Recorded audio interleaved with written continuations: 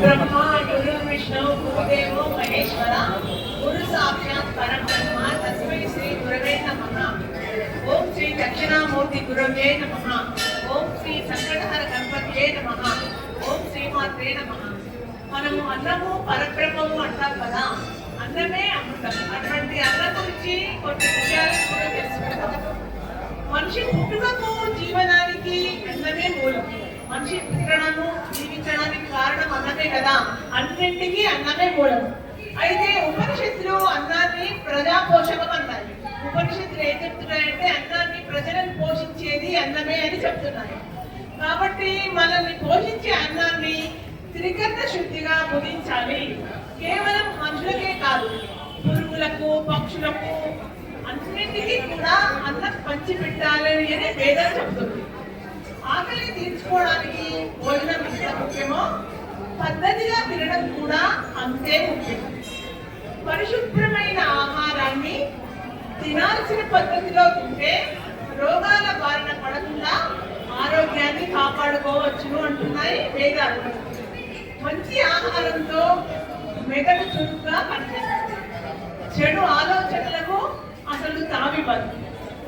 ఆవగా తినడం, ఆకలి వేస్తేనే తిందామనుకోవడం, ఏదో తిన్నాం అన్నట్లుగా అనాసక్తిగా 2 ముద్దలు కత్తి చేయి కడిగేసుకోవడం ఏది సరైన పద్ధతి కాదు అని అంటున్నారు. భోజనానికి సమయ పాలనతో పాటు తృప్తిగా తినడం అన్నది కూడా చాలా ముఖ్యం. భోజనం చేసేటప్పుడు ఇంకాస్త తిందామని అనిపిస్తుండగానే తినడం ఆపేయాలి. కాస్త కడుపులో ఎప్పుడు ఖాళీగా ఉంచుకోవాలి. అప్పుడే తిన్నది చక్కగా జీర్ణం అవుతుంది. మనకు కడుపు 100% ఉందనుకోండి, 50% మాత్రమే తినాలి. 25% గాలి తిరగడానికి ఉంచుకోవాలి. 20% నీరు ఉండాలి. అప్పుడే మనకు దీర్ఘాయుష్ కలుగుతుంది, ఆరోగ్యం మంచిగా ఉంటుంది అని శాస్త్రాలు చెప్తున్నాయి. ఫుల్గా కడుపుంటా తినడం అనారోగ్య హేతు అని చెప్తున్నారు. మిత భోజనం దివ్యౌషధం అని కూడా వేదాలు చెప్తున్నాయి. అలాగే వైద్యులు కూడా చెప్తున్నారు. అలాగే భోజనం చేయగానే పడుకోవడం కూడా చెప్తాను. కనీసం 100 అడుగులైనా అటు ఇటు తిరగమని ఆయుర్వేద శాస్త్రం సూచిస్తుంది. తిన్న వెంటనే పడుకోకూడదు. తిన్న వెంటనే భుక్తాయాసం తీసుకొని కాసేపు కూర్చున్న తర్వాత తప్పకుండా అరగంటైనా అటు ఇటు తిరిగి వాకింగ్ చేయాలి. ఏదో ఒక పని పెట్టుకోవాలి. కానీ తిన్న వెంటనే కనీసం 1 గంట 2 గంటల వరకు, కనీసం గంట వరకు పడుకోకూడదు. అలా పడుకుంటే అనారోగ్యం లేదు అని చెప్తున్నారు. మనము మొదటి ముద్ద నోట్లో పెట్టుకునే ముందు కుక్కడి నీటితో గొంతు తడుపుకోవాలి అంటున్నారు. ఎందుకు అలా అంటే ముద్ద గొంతులో పెట్టుకున్నప్పుడు అడ్డుపడకుండా నీరు కాపాడుతుంది అని. మరి తొలి ముద్ద మనం చేతిలో పెట్టుకొని భోజనానికి ప్రారంభించే ముందు ఆ అన్నం మనకు అనుగ్రహించిన అన్నపూర్ణ దేవుని స్మరించుకొని తినడం చాలా మంచి పద్ధతి. ఇక సహభక్తి భోజనంలో కూర్చుంటాం కదా, సహభక్తి భోజనంలో కూర్చున్నప్పుడు పదార్థాల వంటల పూర్తి కావాలంటే తినేస్తూ ఉంటారు కొంతమంది. అది చాలా పొరపాటు. పదార్థాల వంటలు పూర్తయ్యాకనే తినడానికి ఉపక్రమించాలి. అలాగే తినడం అయిపోగానే మధ్యలో లేచి వెళ్ళిపోకూడదు. అందరితో పాటు లేవాలి అని చెప్తున్నాయి శాస్త్రాలు. రోజుకు 1 పూట భోజనించేవాడు మహాయోగి, 2 సార్లు భుజించేవాడు మహాభోగి, అంతకన్నా ఎక్కువ సార్లు తినేవాడు రోగి అంటున్నారు జ్ఞానులు. మనం భోగులమా రోగులమా జ్ఞానులమా అనేది మనమే నిర్ణయించుకోవాలి. భోజన సమయంలో చర్చలు, ఆవేశాలు, ఉద్వేగాలు, ఈర్ష, భయం, కోపం, లోభం, ధైర్యం మొదలైనవి తలెత్తకుండా ప్రశాంతంగా ఉండాలి. అంటే కొంతమంది తినుకుంటూ, వాదించుకుంటూ, పోట్లాడుకుంటూ కూడా తింటుంటారు, మాట్లాడుకుంటూ తింటుంటారు. అది మంచి పద్ధతి కాదు. మౌనంగా ప్రశాంతంగా తింటేనే మనకు ఆరోగ్యం చేకూరుతుంది అని చెప్తున్నారు. ఇందులో ఏ ఒక్కటి చోటు చేసుకున్నా సరే అమృతం లాంటి ఆహారం కూడా మన శరీరానికి చేటు చేస్తుందన్నమాట. సుఖాసనంపై కూర్చుని శాంతంగా సంతుష్టిగా స్వీకరించిన ఆహారం వల్ల శరీరంలోని సర్వ ధాతువులు వృద్ధి చెంది మనకు సంపూర్ణమైన ఆరోగ్యం చేకూరుతుంది. అన్నాన్ని పరబ్రహ్మ స్వరూపం అన్నారు కదా. ప్రతి జీవికి అవసరమైన ఆహారాన్ని ప్రకృతి మాత సిద్ధం చేస్తుంది. దాన్ని వృధా చేస్తే మరొకరికి మనం లోటు చేసిన వాళ్ళం అవుతాం. అందుకే ఆహారాన్ని వృధా చేయడం కూడా మహాపాపం అంటున్నారు పెద్దలు. నీతి శాస్త్రంలో చెప్పినట్లు భోజన సమయాన్ని విధిగా పాటించాలి. ఏ విధంగా అంటే తన కోసం 100 మంది వేచి ఉన్నా సరే సమయానికి తినేయాలి. అలాగే 1000 మంది ఎదురు చూస్తున్నా సరే సమయానికి స్నాన పానాదులు ముగించుకోవాలి. 1,00,000 మంది వద్దని వారించినా మనం ఖచ్చితంగా దాన ధర్మాలు చేసి తీరాలి. 1,00,00,000 మంది అడ్డుపడినా భగవంతుడి ధ్యానం తప్పకుండా చేసి తీరాలి. దీన్ని అందరూ ప్రతి ఒక్కరూ ఆచరించాలి ఈ పద్ధతులను. పూజలో ఉన్నప్పుడు కానీ మనం పూజ చేస్తూ ఉంటాం. పూజలో ఉన్నప్పుడు కానీ భోజన సమయంలో కానీ ఎవరైనా వచ్చారనుకోండి వారిని ఆసనంపై కూర్చోబెట్టి ఆగమని చెప్పి మన పనులు మనం పూర్తి చేసుకోవాలి. కానీ భోజనానికి కానీ పూజకు కానీ అంతరాయం కలిగించకూడదు. కొంతమంది ఏం చేస్తారంటే పూజ చేసిన సమయంలో ఎవరైనా వస్తే పూజ నుంచి లేస్తారు. పుస్తకం చదువుతుంటే కూడా ఫోన్ మధ్యలో మాట్లాడకూడదు. ఏదైనా లలిత పారాయణ విష్ణు పారాయణ ఏదైనా చదువుతాము ఫోన్ వచ్చిందనుకోండి కట్టేయాలి. కానీ మధ్యలో 4 లైన్లు చదివి మళ్ళీ వాళ్ళతో మాట్లాడి మళ్ళీ 4 లైన్లు చదివితే దాని ఫలితం తగ్గట్టు దానికి ఫలితం ఉంటుంది. అందుకని పూజకు భోజనానికి అంతరాయం కలిగించకూడదు. మహోన్నతమైనది అన్నదానం. అన్నదానం అన్నది మహోన్నతమైనది. ధర్మం ఆచరించాలంటే శక్తివంతమే ఉండాలి కదా. మనం ఏదైనా మంచి కార్యక్రమం చేయాలనుకున్నాం, ఒక మంచి ప్రోగ్రామ్ చేయాలనుకున్నాం, అప్పుడు మనకు శక్తి కావాలి. మరి శక్తి ఎక్కడి నుంచి వస్తుంది? మంచి ఆహారం భుజించడం వల్లే మనకు శక్తి వస్తుంది. శారీరక శక్తికి ఆహారం చాలా అవసరం కదా. ఆహారంలోని ప్రధాన భాగమే అన్నం. అంటే మనం కూర కలుపుకున్న చారు, రసం, పులుసు, పెరుగు ఏం చేసుకున్నా అన్నంలోనే కలుపుతాం. కాబట్టి అన్నం చాలా ఆహారంలోనే ప్రధానమైన భాగం అన్నం. వ్యవసాయ ప్రధానమైన మన దేశంలో అన్నానికి ఆధ్యాత్మిక అనుబంధం చాలా ఉన్నదని వేదాలు చెప్తున్నాయి. అన్నమే బ్రహ్మగా, పరబ్రహ్మగా, ప్రాణంగా, ఆయువుగా, నీతి నియమ జీవన విధానానికి వేదంగా, మన బతుకుతే అన్నము ఉందనంగా చెప్పబడి ఉన్నాయి. ఆకలితో అలమటిస్తూ పిడికెడన్నం దొరక మరణించే వాళ్ళు కూడా ఉన్నారు. అకృత్యాలు చేసేవారు కూడా ఉన్నారు. అన్నం దొరక 3 రోజులు ఆకలితో బాధపడి కాశీనే వ్యాసుడు శపించాడు. సకల ప్రాణులకు ఆధారమైన అన్నాన్ని ఉత్కృష్టమైన హవిస్సని, వేదాలు యోగ్యమైన ఆహారం, విహారమైన యుక్తమైన శ్రమ చేసే శక్తిగా అందజేసేదిగా భగవద్గీత అభివర్ణించింది. అన్నం వల్లే శక్తి ప్రాప్తిస్తుందని కృష్ణ యజుర్వేదం చెప్తోంది. అన్నదానం అన్ని దానాల్లోకి శ్రేష్టమైనది అని కఠోపనిషత్తు చాటుతోంది. పరమేశ్వర ప్రసాదితమైన అన్నాన్ని నిమిత్తం వృధా చేయడం తగదని శృతులు చెప్తున్నాయి. అన్నానికి అధిదేవత అన్నపూర్ణేశ్వరి. అన్నాన్ని పవిత్రంగా పూజనీయంగా భావిస్తూ స్వీకరిస్తే ఆ అన్నపూర్ణ దేవిని ఆరాధించినట్లే అవుతుంది. ఆదిత్య పురాణం ఏం చెప్తుందంటే అన్నాన్ని వ్యర్థం చేయకుండా, అతిగా పడేయకుండా చాలా జాగ్రత్తగా అవసరమున్నంత వస్తే ఆహారాన్ని భుజించాలి అని చెప్తున్నాం. ఆకలి ఉన్న వాడికి అన్నం నుంచి సమయం తెలియవట. అటువంటి వాడికి అన్నదానం చేయడం కన్నా పుణ్యకార్యం మరేమీ లేదని విద్యులు బోధిస్తున్నారు. పారలౌకిక పరమార్థ భావనతోనే పూర్వకాలంలో రాజులు అన్న సంతర్పణలు చేసేవాడు, అన్న సత్రాలు పట్టించేవాడు. తెంగిన అన్నాన్ని తినకూడదని, వేరొకరికి మరొకరికి పెట్టాలని, మితంగా తినాలని, అమితంగా తింటే ఆ అమితంగా తినడం అనేదే మనల్ని తినేస్తుందని ఆయుర్వేద శాస్త్రం చెబుతోంది. యజ్ఞాగ్నిలో అర్పితమైన ఆహారం ఏ విధంగా పరమాత్మకు చేరుతుందో, మనం యజ్ఞం చేసినప్పుడు హవిస్సు రూపంలో స్వాహాదేవికి ఎన్నో పదార్థాలు సమర్పిస్తాం కదా. ఆ యజ్ఞంలో సమర్పించిన పదార్థాలను దేవతలు స్వీకరించి మేఘాల రూపంలో మనకు వర్షాన్ని కురిపించి ఆ వర్షాల మూలంగా మనకు పంటలు పండి అన్నం తింటున్నాం కదా.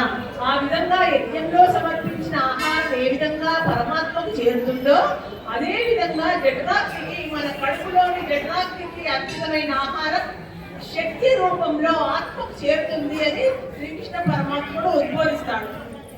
అన్నాన్ని ఎప్పుడూ ఒంటరిగా భుజించాలని, అతిథికి వడ్డించి అతడితో కలిసి భుజించాలని, అదే పుణ్యప్రదమైన గృహస్థు వ్రతమని, గృహస్థు దీక్ష అని ఋగ్వేద మంత్రం బోధిస్తుంది. ఈ లోకంలో అన్నదానం చేసిన వారు పరలోకంలో తమ కోసం మంచి నిధిని సమకూర్చుకోగలరని మహాభారతంలోని అనుశాసనిక పర్వం ఉద్బోధించింది. మన ఇంట భోజనం చేసిన వాడు అన్నదాత సుఖీ భవ అని పూర్తిగా చేసి శుభాకాంక్ష తెలియజేస్తే అంతకన్నా మహాభాగ్యమే ఉండదు. న్యాయ మార్గాన మాత్రమే అన్న సంపాదన చేయాలని సంహిత ప్రబోధిస్తుంది. శ్రమ చేయలేకపోతే భిక్ష పెట్టుకోవడం దోషం కాదని, కానీ ఆత్మహత్య చేసుకోరాదని ఈశావాస్యోపనిషత్ చెబుతోంది. మానవ జన్మ సార్థకతకు అన్నదానం ప్రధాన సూత్రమని శాస్త్రాలు చెబుతున్నాయి. అందున గృహస్థు విస్మరించడాన్ని ధర్మమని గుర్తు చేస్తుంది. ప్రసన్నతతో ప్రశాంతతతో సాత్వికాహారాన్ని, హింసతో కూడిన ఆహారం కాకుండా సాత్వికాహారాన్ని స్వీకరించాలన్నది మరు స్మృతి కదా. మనం ఏడాదికి ఒకసారి పితృయత్నం చేస్తాం కదా, అలా చేసినప్పుడు అన్నశుద్ధ వడ్డనం శ్రవణం చేసి పితృదేవతల్ని స్మరించుకొని వారికి సమర్పించాలి అని ధర్మసింధు చెబుతుంది. వెజిటేరియన్ తినడం వలన మనకు సత్వశుద్ధి కలుగుతుంది, చిత్తశుద్ధి ఏర్పడుతుంది, జ్ఞానం కూడా కలుగుతుంది, పారలౌకిక చింతనం ఏర్పడుతుంది.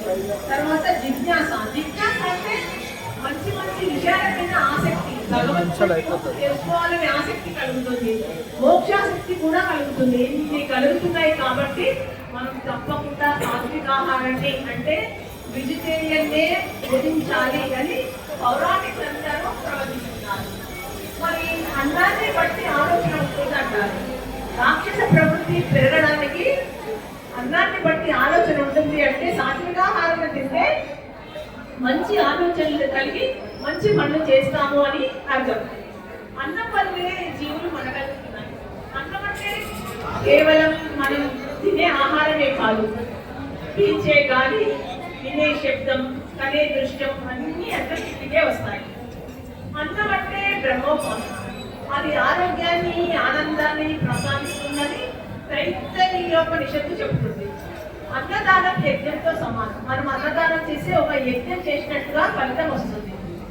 పంచభూతాలు, పంచకోశాలు, పంచ ప్రాణాలు అన్నీ అన్నానికి అనుబంధాలే. ఇవన్నీ ఉన్నాయి కదా, అవన్నీ అన్నానికి అనుబంధాలు. మనిషి తినే ఆహారంపై అతడి జీవితం ఆధారపడి ఉంటుంది. జీవించడానికి అవసరమైనంత ఆహారమే భుజించాలని, తినడానికే జీవితాన్ని కులో పెట్టుకోకూడదని గాంధీ మహాత్ముడు చెప్పాడు. మన అస్తిత్వాన్ని నిలుపుకోవడానికి, మన వ్యక్తిత్వాన్ని కాపాడుకోవడానికి, ఔన్నత్యం పొందడానికి హితకరమైన ఆహారాన్ని మితంగా స్వీకరించమంటారు నిపుణుడు. అన్ని శాస్త్రాల్లో, ఆయుర్వేద శాస్త్రంలో పౌరాణికులు చెప్పేది, తర్వాత శాస్త్రాలు చెప్పేది ప్రతి ఒక్కటి ఎన్నో సార్లు చెప్పబడి ఉంది. మితాహారాన్ని స్వీకరించవాలి. మితాహారాన్ని అనిపించినప్పుడే వెంటనే ఆపేయాలి. కూడదు, మన ఆరోగ్యానికి చేటు చేస్తుంది. మితాహారం మన ఆరోగ్యాన్ని పెంచుతుంది, దీర్ఘాయుష్ను కలిగిస్తుందని పదే పదే చెప్తున్నారు. ఆరోగ్యమైన శరీరం, మనస్సు ఆహార విహారాలపైనే ఆధారపడి ఉంటాయి. జంతు దశ నుండి మానవ దశకు, మానవ దశ నుండి దివ్య మానవ దశకు ఎదగడమే మానవ జాతి పరమగమ్యం, పరమోద్దేశం, పరమార్థం కూడా. స్థూల సూక్ష్మ శరీరాలు, ఇంద్రియ మనోబుద్ధులు ఆత్మ వికాసానికి దాని దీపాల్లాగా ఉంటాయి. గత సంస్కారాలు ప్రస్తుత జీవితానికి పునాది రాళ్ళు. మంచి ఆలోచనలు ఏం చేస్తాయి? మంచి మంచి పనులు చేయిస్తాయి. చెడు ఆలోచనలు ఏం చేస్తాయి? హింసకు పురిగొల్పుతాయి. మనసు ఆలోచనల కర్మాకారం. ప్రతిరోజు 72,000 ఆలోచనలు వస్తాయని శాస్త్రం చెప్తుంది మనిషికి. అందుకని ప్రతి మనిషికి మనసు అనేది ఆలోచనల కర్మాకారం. యథార్థాన్ని గ్రహించి అసత్యాన్ని, అధర్మాన్ని, వ్యర్థ పదార్థాల బయట పంపించాలి. యథార్థం ఏదో దాన్ని గ్రహించాలి. గ్రహించి అసత్యం అనిపించిన దాన్ని, అధర్మం అనిపించిన దాన్ని, వ్యర్థ పదార్థాలను ఎట్లా కోసి పడేస్తామో అలా తీసేయాలి అని శాస్త్రం చెప్తుంది. సాధన ద్వారా మనసు స్వాధీనమైనప్పుడు సామాన్య మానవుడు కూడా దివ్య మానవుడుగా ఎదుగుతాడు. అలా మారిపోతాడు. మరికొందరిని కూడా తన మార్గంలోకి తెచ్చుకోగలడు. అదే నిజమైన మానవ సేవ. ప్రశాంతమైన మనసుతో కల్పించాలి అదే నిస్వార్థ క్రియాయోగం. గుడిలో పూజారి దేవుడి నైవేద్యాన్ని ప్రసాదంగా భక్తులందరికీ అందజేస్తాడు. ఆ ప్రసాదాన్ని మనం కళ్ళకు అద్దుకొని అందరూ ఆరగిస్తారు. ప్రసాదం అనేది ప్రసన్నతను చేకూరుస్తుంది. అన్నాన్ని ప్రసాదంగా భావించి భోజనానికి ముందు కళ్ళకు అద్దుకొని తింటాం కదా. భగవన్నామ స్మరణ చేస్తూ సంకల్పనలు సమారాధనలు చేయడం యజ్ఞంతో సమానం. భగవన్నామ స్మరణ చేస్తూ మనం అన్నదానం చేశామనుకోండి, అది యజ్ఞంతో సమానం. యజ్ఞం వల్ల పద్యజ్ఞం అంటే వేగం, దానివల్ల అన్నం దొరుకుతుంది. వర్షం పడగానే భూమి దున్ని విత్తనం చల్లి పంట పండించి అన్నదాత రైతు. రైతును మర్చిపోకూడదు. రైతు శ్రమ వల్లే మనం అన్నాన్ని తినగలుగుతున్నాము. అందుకనే రైతులకు ఎప్పుడూ నమస్కారం చేస్తూ వారికి ఎప్పుడూ సేవ అందిస్తూ వారికి అన్ని మంచి సౌకర్యాలు కలిగించేలా గవర్నమెంట్కి మనం వినతి చేస్తూ ఉండాలి. అతను చెమటోటగా ధాన్యాన్ని దొంగిలించడం మహా దోషం. రైతు చెమటోడ్చగా పండే ధాన్యాన్ని దొంగిలించడం అనేది మహా దోషం. ఒక వ్యాపారి దొంగ బియ్యం చవకగా కొన్నాడు. ఒక యోగిని భోజనానికి ఆహ్వానించాడు. బంగారు పల్లెంలో పంచపక్ష పరమాన్నాలతో అన్నం పట్టించాడు. దొంగిలించిన బియ్యంతో తయారైన అన్నం తిన్న పాపానికి ఆ యోగికి దొంగ బుద్ధి పుట్టింది. అందుకని ఆ యోగి ఏం చేశాడు, బంగారు పళ్ళాన్ని జోలలో వేసుకొని వెళ్ళిపోయాడు. కాసేపటికి మళ్ళీ తేరుకొని దొంగ బుద్ధి వలన ఈ దొంగ వ్యాపారం చేసి సంపాదించిన డబ్బు వల్ల తిన్న పాపానికి నాకు దొంగ బుద్ధి పుట్టింది అని కాసేపటికి తేరుకొని దొంగ బుద్ధికి చిందించిన యోగి వ్యాపార ఇంటికి వెళ్ళి ఆ బంగారు పళ్ళెం తిరిగి ఇస్తూ ఈ అన్నంలో ఏదో దోషం ఉంది, అందుకని ఇలా నాకు దొంగతనం చేయాలి అనిపించింది అని చెప్తాడు. అప్పుడు ఆ వ్యాపారం ఏం చేస్తాడంటే, అవును నేను దొంగిలించిన బియ్యం కొన్నాను అని తన తప్పును ఒప్పుకుంటాడు. నీతి లేని మనిషికి శాంతి ఉండదు. అలా జీవితానికి అలాంటి వారికి జీవితానికి అర్థమే ఉండదు. అందుకని తినడానికి మాత్రమే బతకకూడదు, బ్రతకడానికి మాత్రమే మితాహారాన్ని భుజించాలి. అన్నదానం సర్వశ్రేష్టమైంది అని చెప్తారు కదా. అన్నదానం చేస్తుంటాము, ఒక 100 మందికో 1000 మందికో 500 మందికో చేస్తుంటాం కదా. అన్నదానం చేస్తున్నప్పుడు ఒక దుష్టుడు వచ్చి కూడా అన్నం తినవచ్చు. అలా తిన్నప్పుడు వాడి పుష్టి కలిగి ఆ అన్నదానం తిని ఆ అన్నం తిని పుష్టి కలిగి ఎవరినైనా హింసించవచ్చు, చెడ్డ పనులు కూడా చేయవచ్చు. అలాగే రోగులకు కూడా సహాయం చేయొచ్చు. అంటే అన్నదానం చేయకూడదు అని కాదు, రోగులకు సహాయం చేస్తాం. వారికి మందుల విషయంలోనో ఆపరేషన్ విషయంలోనో ఏ విషయంలోనో సహాయం చేస్తాం. ఆ రోగులలో ఎవరైనా చెడ్డవారు ఉంటే వారు కూడా ఆరోగ్యాన్ని పొంది ఏదైనా చెడు వ్యసనాలకు చెడు పనులకు బానిస కావచ్చు, దేశానికి కీడు చేయొచ్చు. అలా అని కూడా రోగులకు సేవ చేయొద్దు అని కాదు, కానీ మంచి విషయాలను వినడం, మంచి జ్ఞానాన్ని పంచడం, మంచి ప్రవచనాలు మంచి సందేశాలను ఇవ్వడం వల్ల ఎటువంటి దోషం లేదు. వారు ఎటువంటి చెడు పని చేసే అవకాశం లేదు. కాబట్టి మంచి మాటలు చెప్పడం అనేది అద్భుతమైన విషయం. ఇప్పుడు ఏది ముసలితనం, ఎవరు వృద్ధులు అనేది తెలుసుకున్నారు. వార్ధక్యం వయసా నాస్తి మనసా నైవ తద్భవేత్. వార్ధక్యం వయసా నాస్తి మనసా నైవ తద్భవేత్. ఈ శ్లోకం ఏంటి అంటే, ముసలితనం అనేది వయసులో ఉండదు, వయస్సుతో రాదు, మనసులో ఉండకూడదు. ఎప్పుడూ పనిచేసుకునే వారికి ముసలితనపు పీడ ఉండదు అని శ్లోకం. ముసలితనం అనేది 2 రకాలు. వయోభారం వల్ల వచ్చేది శారీరకం, తర్వాత దుఃఖం వల్ల వచ్చేది భావజం. వయోభారం వల్ల వచ్చేది ఆపాదింపబడిన ముసలితనమే. 70 ఏళ్ళు వచ్చినా చుట్టూ ఉండేవారు కొందరు. శరీర బలం తగ్గి అవయవాల పటుత్వం కోల్పోయి నరాల కండరాలన్నీ బలహీనపడినా బుద్ధి బలం చేత నిత్యం విజయాలను సాధించేవారు మరికొందరు. కొందరికి సోమరితనం వల్ల ముసలితనం వస్తుంది. మానసిక వృద్ధాప్యం అంటే నాకు ముసలితనం వచ్చేసింది అనే భావన. అటువంటి భావనను రానివ్వకూడదు. సంతతోద్యమశీలస్య నాస్తి వార్ధక్య పీడనం అనే మాటలను గుర్తు పెట్టుకొని ఎప్పుడూ ఏదో ఒక పని పెట్టుకుంటూ ఉండాలి. మన భారతీయ సాంప్రదాయంలో జ్ఞాన వార్ధక్యాన్ని అంగీకరించారు, కానీ వయో వార్ధక్యాన్ని అంగీకరించలేదు. నిత్య వ్యాయామం, యోగాభ్యాసము, సద్గ్రంథాలను పఠించడము, సతతం క్రియాశీలత, మితాహారాన్ని భుజించడము, సాత్వికాహారాన్ని భుజించడానికి ఇష్టపడము, ఇష్ట దేవతలను ఉపాసించడము, మంచి మాటలతో అందరికీ అద్భుతమైన సందేశాలను ఇవ్వగలగడము, ఇలా ఏదో ఒక పని పెట్టుకునే వారికి ముసలితనం అనేదే ఉండదు అని శాస్త్రం చెబుతుంది. జై శ్రీరామ్.